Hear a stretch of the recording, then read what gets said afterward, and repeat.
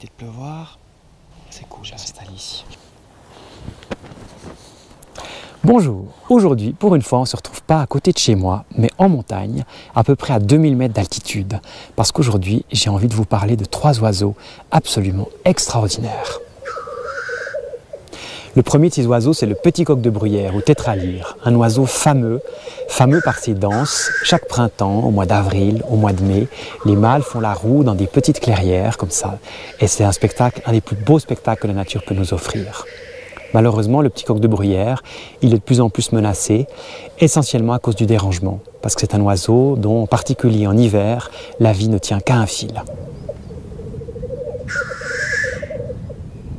Le deuxième de ces oiseaux, c'est le lagopède alpin, ou perdrix des neiges, un oiseau un peu magique qui est tout blanc en hiver et qui change de plumage en été pour devenir brun et gris.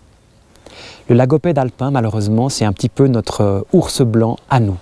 C'est un oiseau qui souffre aussi du dérangement, mais son plus grand problème, c'est le réchauffement climatique, parce qu'il vit dans des climats très froids. Il est adapté pour survivre là-haut, tout là-haut, vous voyez, ces montagnes très élevées, ces névés, ces rochers, ces crêtes.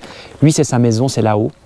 Et quand le climat se réchauffe, eh ben, il doit monter plus haut, toujours plus haut, et à un moment donné, il ne peut pas aller plus loin. Et le lagopède disparaît.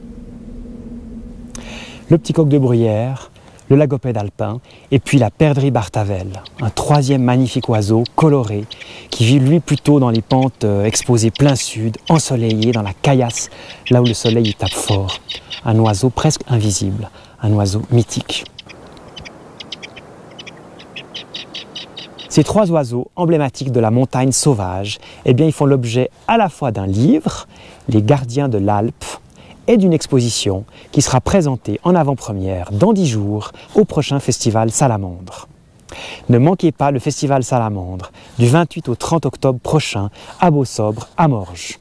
Une grande fête de la nature sur le thème cette année de la montagne, avec 3 grandes expositions, une trentaine de films projetés, plus de 30 exposants, photographes et peintres animaliers, et des animations pour les petits et les grands de tous les âges. À très vite à Morges, et en attendant, n'oubliez pas de vous abonner gratuitement à cette chaîne YouTube.